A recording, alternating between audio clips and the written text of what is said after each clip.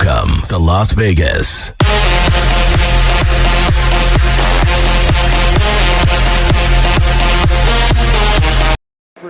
At the line of scrimmage. Run again, rejected. Some bulldozer. He is bouncing off defenders and dragged down. And Max. 0-1 in the air to deep left. Houston, you do have a problem. His name is the Big Amish.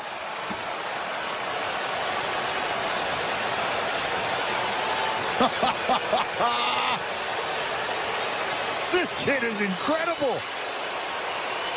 Dumps it in. Stewart juggles, catches. 6 seconds left. Stewart with 5. Draws the double. Laney to the corner. Vandersloot. No! And that is it! An unforgettable finish to Game 4. A resilient conclusion to a remarkable season for the Las Vegas Aces. And for the first time in 21 years, the WNBA has a back-to-back champion. The Aces on top yet again.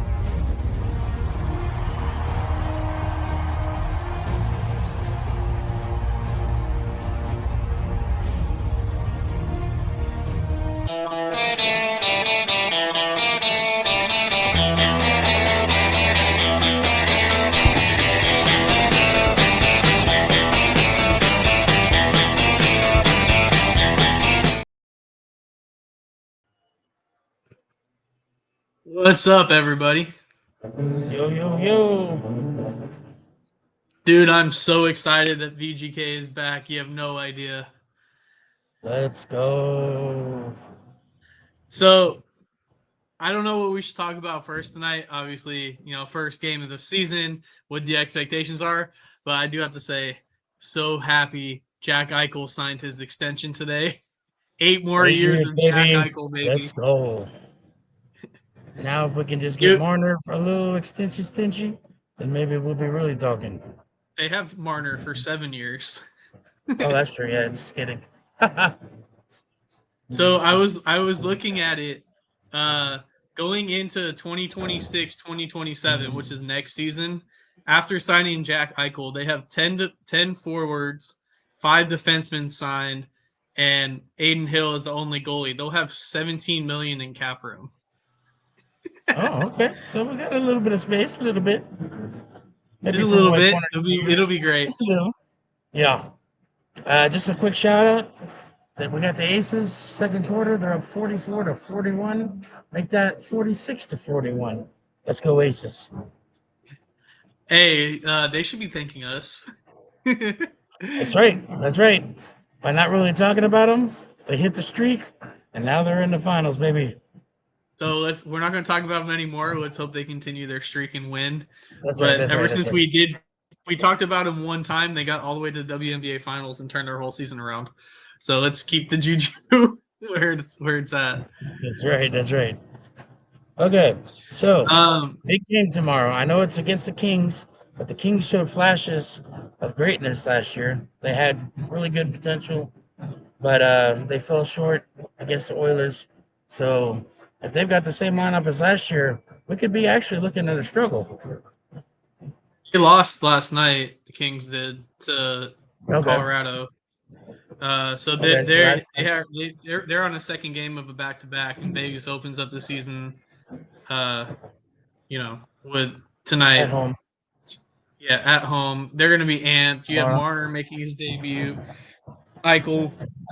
I just think this whole season, I still think they need to upgrade on defense. They're upgrade one more defenseman because obviously losing Petro is a massive loss. I mean, I hope he gets healthy. He was a great defensive player. He was a great leader in the locker room. Yeah, and I think you're gonna see what is this defense? What is their decor made of? I think I saw today that the projected D line for tonight was see if I can find it again. It was kind of exactly who we talked about initially. It was McNabb, Theodore, Hannafin and Whitecloud, and Luzon and Korzak. So you're going to kind of see is White Cloud ready to make that next step like Nick Hague did? Is, how McNabb is getting older. Is he going to be able to last? He's been an Iron Man for the Knights for basically his whole tenure. Is he going to be able to last, stay healthy for a full season? Same thing with Theodore. Theodore getting hurt in Four Nations last year. Is he going to stay healthy the whole season? It's going to be interesting. Well, Their depth is. I'm going to say this. If Theodore fucking stays healthy, then he will be the leader. He will be the Petrangelo of this defensive side. Because, I mean, he's been a Knight. He's an original misfit. Survived testicular cancer, for Christ's sakes. Like, this kid's been through a lot. So I feel like if anybody should step up, it should be Theodore. I think so. I think, somebody's going to have to be a leader on that D-core. I mean, there were a lot of people who thought White Cloud would potentially be the next captain of the Knights, so maybe he takes that vocal lead. I don't know, but it's going to be interesting. I think, honestly, offensively, they're going to be fine all year. I think that they're going to really – they need a good year out of Aiden Hill. Like, yeah, we were talking about their power play. Oh yeah, I mean, yeah, he definitely had a down year from the year that we had him for the Stanley Cup. Obviously, like his play, I don't know if maybe he played it a little complacently or what was going on. I mean, there was definitely some defensive holes that some of the goals weren't his fault. If you watch like the defense or even the offense turn it over in the defensive zone, it's hard to freaking play off of that. So it's going to be interesting, but we do need a big solid year from him. I think, and I think people underestimate what the Jack Eichel and Mitch Marner are going to do and what they can be.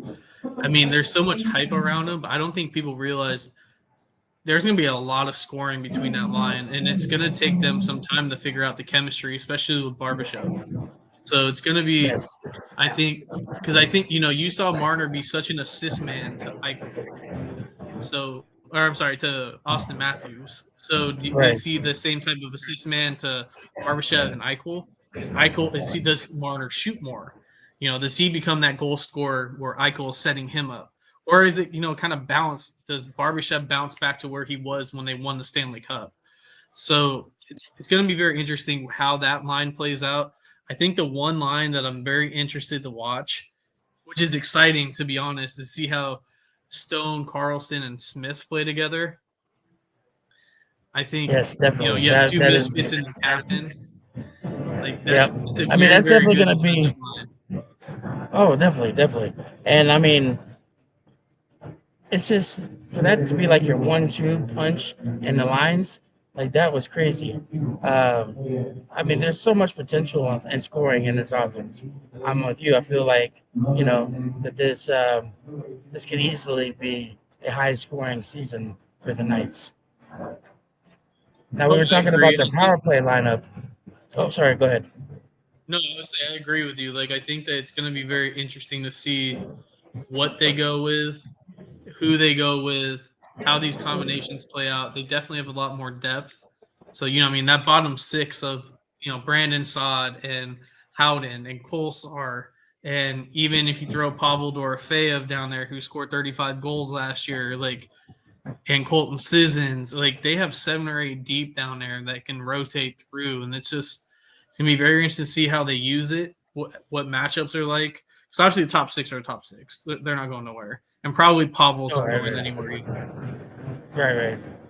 So it's going to be interesting. We also got some defensive players who can score also, which will definitely throw into the mix. Because, I mean, you can't count those guys out. Like, they'll shoot from the corners and can easily put up more goals too. So you just mentioned the power play.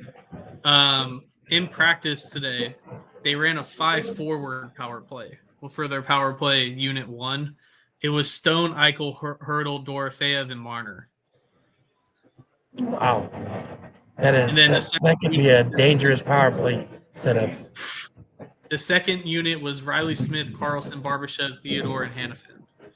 So it's going to be interesting to see. I mean, Marner, it's going to be interesting to see how they use Marner in the power play, but putting, Eichel, Hurdle, Pavel, Stone, and Marner out there, good luck.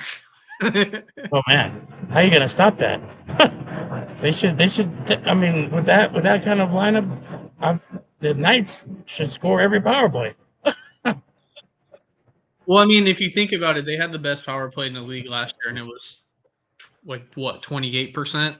So you would expect if they want to keep up at that pace, they're going to have to use, Eichel and Marner pretty much everywhere. I mean, I still believe that I don't think Stone was fully healthy last year. Carlson missed a bunch of time. Barbashev missed time too, and so did Theodore. And when they still had the number one power play and they still won a division. So I think last year, after the deep playoff run, or I'm sorry, they're 3 years removed from the cup now.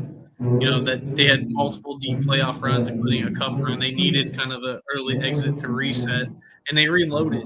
I mean, getting Marner. Yep. No offense, I love Nicholas Waugh. He's a hell of a player. He did a lot of great things for the Knights, but I would rather have Mitch Marner. Oh yeah.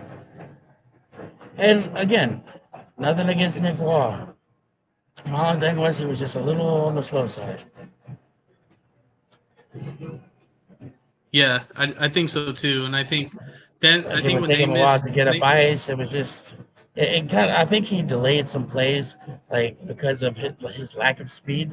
So I think adding Marner should help alleviate that issue that we had last season. Because I mean, on a breakaway, if you're waiting for your other forwards to get up there, that's going to take some time off. Yeah, I think so too, and I think they have such breakaway speed now. It's going to be interesting to see what they do, how they run it, and how everything goes.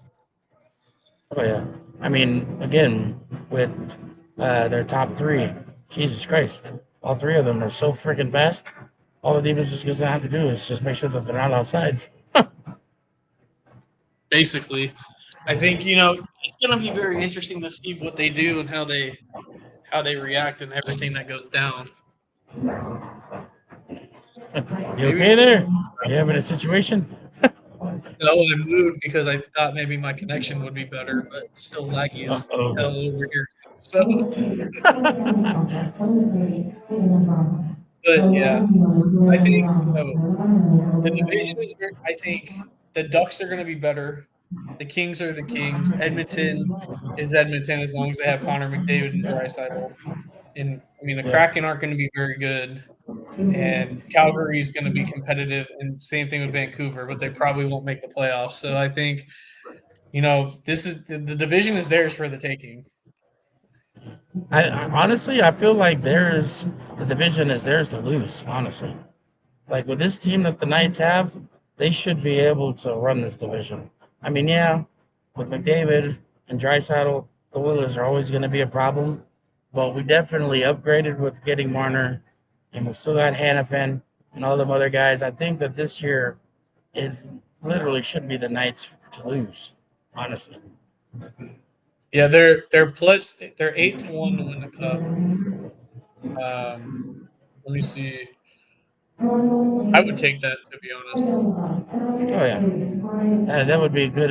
Good money. I mean, obviously we saw the Panthers play last night against the Blackhawks. They won the game, but they had a lot of shots on goal, but they still didn't play up to Stanley Cup champion par. Keep in mind though, they don't have Tkachuk and they don't have Barkov right now. So that makes a big difference in that lineup. That's like taking Eichel and Marner out of your lineup. Yeah, that's true. Just put that. I mean, Barkov might not play the whole season. Yeah, because he's got an LBI, doesn't he? He tore his ACL. Oh yeah, the sports books. He tore his ACL and his MCL, so he's probably out for at least the whole regular season. Tkachuk had abdomen surgery, I think. It would be pushing it for him to come back by the playoffs, I think, with that kind of injury. Yeah, I think so too. I mean, he did it just skating in a workout after I think before a preseason game. He just tweaked his knee, and you know how that goes. You tweak your knee, your ACL can go at any point. Yeah, especially if it's already kind of weak. So I just looked it up. They put the Knights point total at 105.5. What do you think?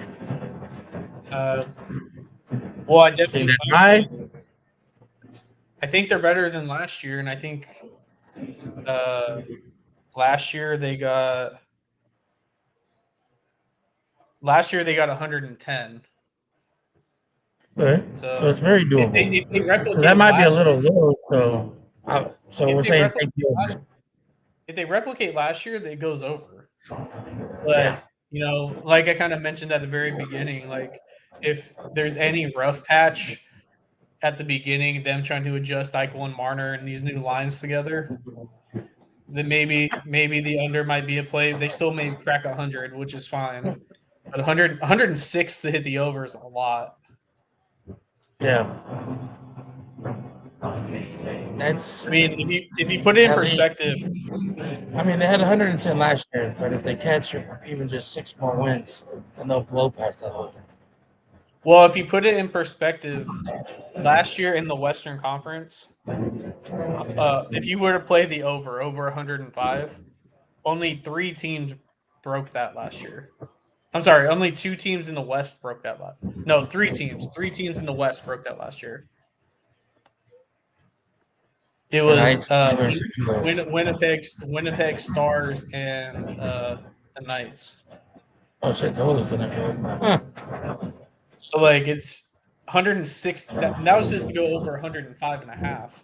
So it's interesting. At least I mean, you never know. You never know though. Like anything can happen. Well, I'm They gonna could I'm just go gonna in take the over. I think they're better this year.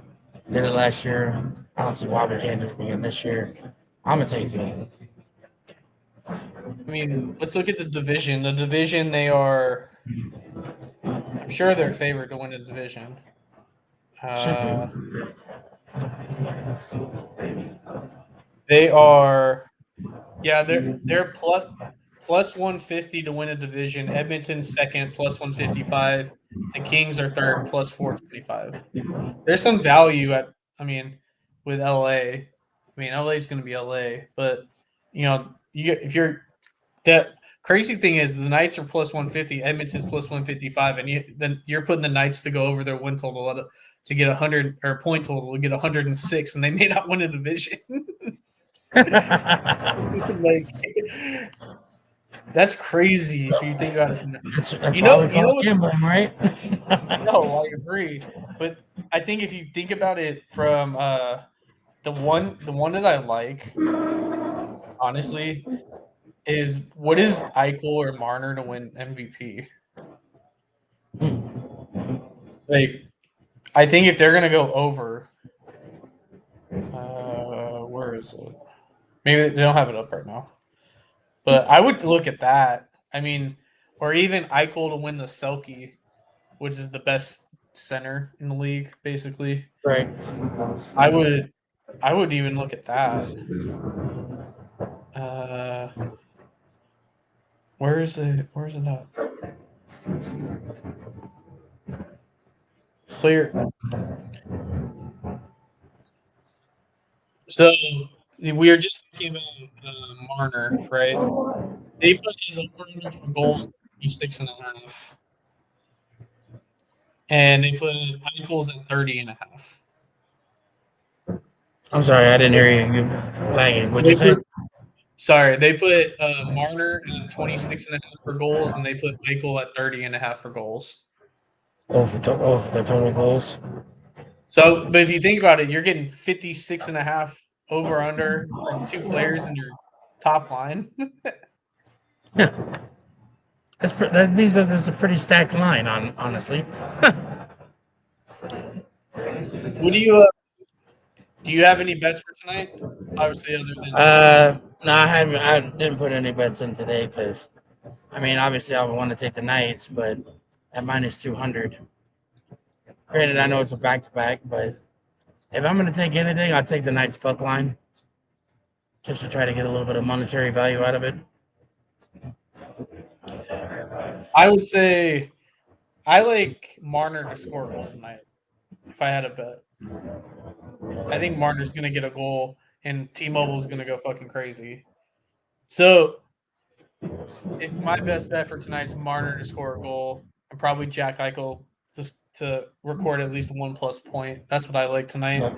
But since we're doing a preview, let's set our what's our goal? What's who's your night to have a breakout season, and who would you put as your prediction to be the night's MVP, basically? For the season? Yep. Uh,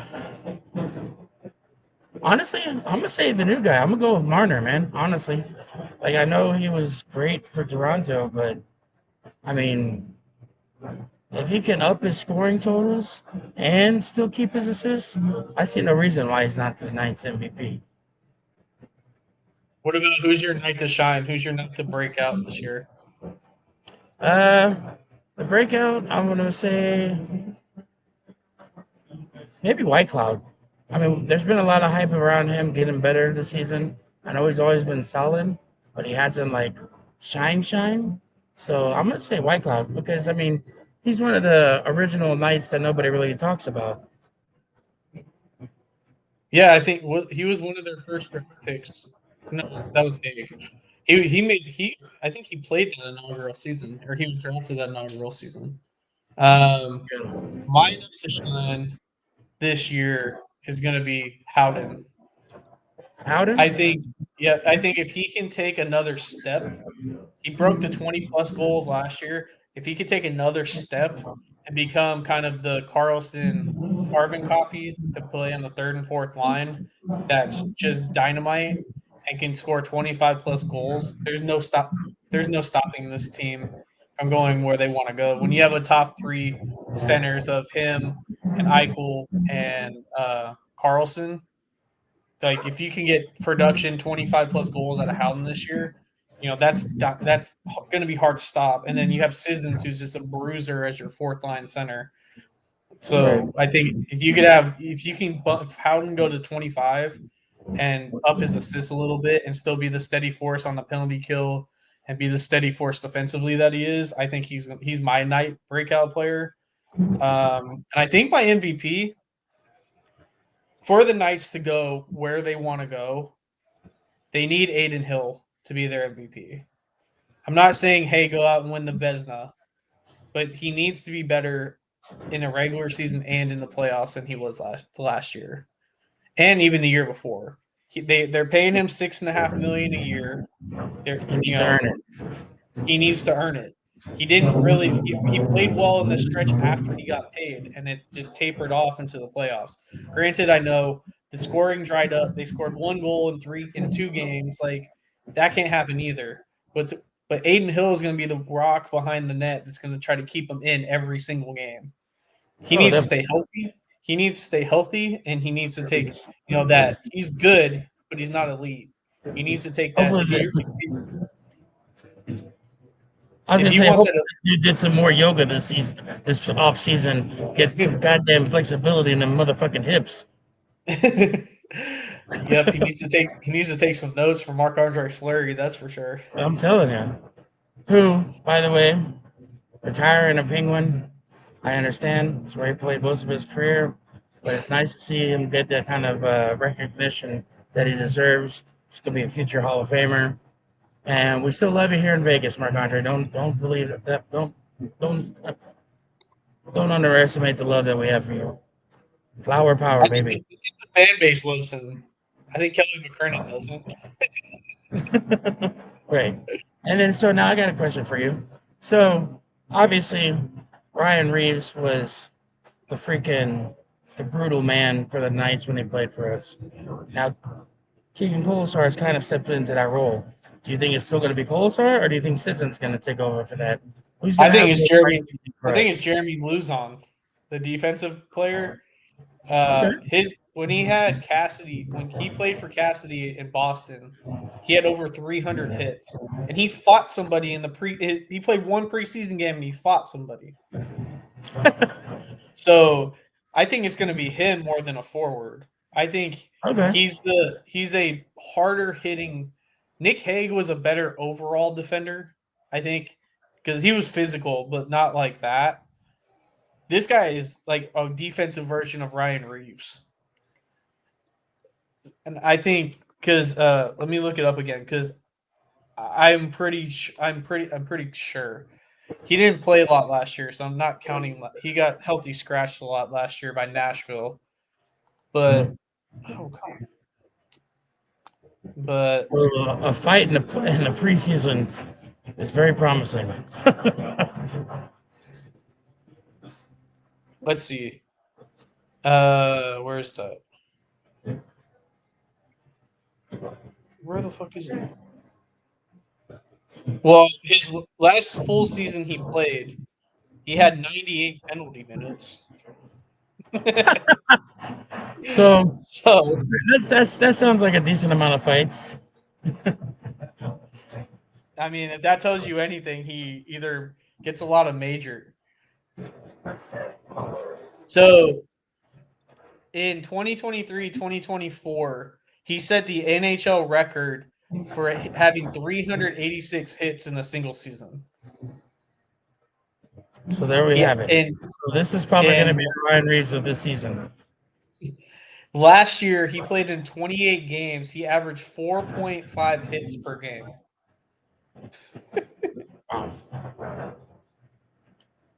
And this Knights team is going to be fun to watch. I'm ready for it.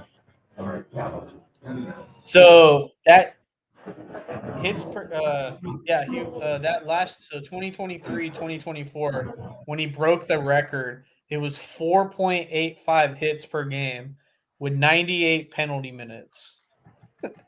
He had 383 hits in 18 minutes of ice time per game. Jesus. The year before that, when he was in Boston, when he became a full-time player in Nashville, 250. The year before that, he had 224. He had 127 in 28 games last year. Jesus. I know we're used to him being the defensive hitter, but it sounds like it's going to be him from now on. Let's see, to put it in perspective, who led the Knights in hits? Keegan Kolesar led the Knights in hits last year with 237. Luzon had half of that in 28 games. Wow. Okay. So and the next closest person behind Kolesar was McNabb, which was the highest defender at 131. So you're putting a hard hitter on that D core, and you put him out there, third D pair with Kolesar, they're going to be flying around the ice, smacking people. Like, it's going to be great. Yeah, people are going to get tired of running the boards. They're just going like, I'm going to just put me on the bench, please. I'm tired of getting hit. I think they realized, other than scoring, the one thing that they really lacked that they missed from when they won the Stanley Cup in 2023 was the physicality that they played with. That team in 2023 would hit you. They would abuse you against the boards and then take advantage of it. Last year, you didn't really see that, and I think you finally see. It seems like they were more hit than they were hitting. Let's see. Hold on.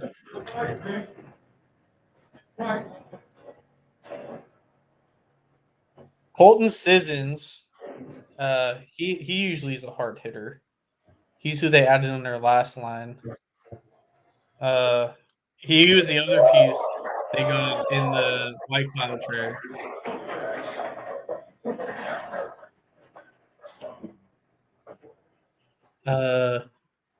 He's known to hit too. Last year was very low for him, but every year he's been in the NHL since he's been playing full-time minutes. 188, 165, 137, and 100. So if he gets back to that 185 mark, you have him on the fourth line with Colson. That's 400 hits on that bottom line.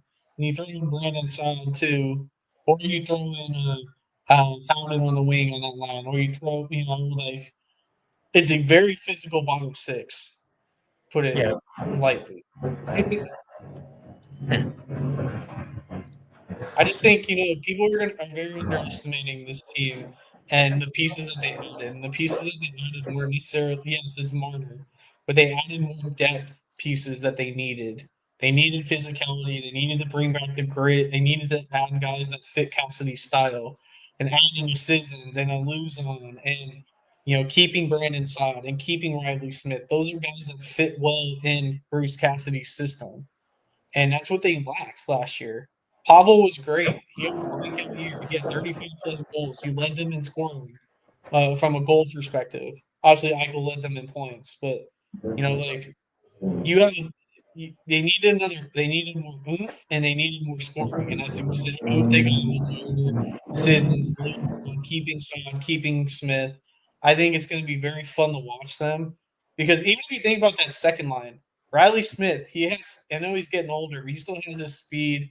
He's still a little physical. Mark Stones doesn't skate the prettiest, but he's, physical. Carlson can stay healthy. He's arguably one of the best defensive centers in the NHL. Like, you add that with the bottom six that they've built, and then plus that top line, it's going to be, they're going to use. I think they figured out in the 10 series too that they got abused. Evander Kane embarrassed them. Oh yeah, absolutely. And I mean, whenever he used to go toe to toe with us when he played for the Sharks, we used to embarrass him. Like, this was unbelievable last year. Like, I couldn't believe it. So we definitely need to amp up the FU Evander Kane situation. He's in Vancouver now. They traded his ass. Say again, I'm sorry. Edmonton traded his ass to Vancouver after the playoffs. Bye. So the other thing you mentioned when we were texting about Pietrangelo being ruled out for the season. So the way they changed LTIR and the IR rules now. So if they get put on LTIR, they call it the new thing is it's a season ender. So if they put him on that player is not eligible to become back for the playoffs. So they're now saying his season is over. So that's what they did with Pietrangelo. But Barkov, for example, with Florida, is only on IR because they're not ruling him out for the playoffs. So they changed the verbiage. If they're Stone would have never went on LTIR. And the new rule. Yep, and the new rule is that playoff roster has to be cap compliant. You can't have last year with Florida or Edmonton or I guess the Knights too over the last couple of years where they're 10 million over the salary cap. You have to be a cap compliant team to make the playoffs now. So they did tweak that rule. So those fans crying, like you were saying, they don't understand what the new rules are. Yeah, it's like I said, I just knew that's why I jokingly put it in the text that this is what was going to be said, because I just know how people are. Like, they've been saying it for years that the Knights are getting around the cap, and so I was like, oh, of course Eichel gets his extension as soon as Pietrangelo says he's going to be out for the season. I was just expecting it. No, I know. I'm just saying. I don't think people realize that. That's why I said it. Right. The rules changed because it was never just the Knights that. I mean, the Knights were the team that gets talked about it all the time. But the Knights aren't just the only team that did it. Florida did it. Chicago's the one that started it. Tampa did it with Kucherov. Edmonton's been over the cap every single year. And so technically was Colorado last year when they got Landeskog back. Every good team did it. It just, people bitched about Vegas and Mark Stone, because Mark Stone, but we talked about that on our earlier podcast. Mark Stone never had a healthy season. He's never. Sorry, you broke up there. What happened? I said, remember, we talked about it on an earlier podcast. Mark Stone's never had a healthy season. I can't hear you, bro. You're freezing up. Hello? I'm here. Can you hear me? I can't hear you. We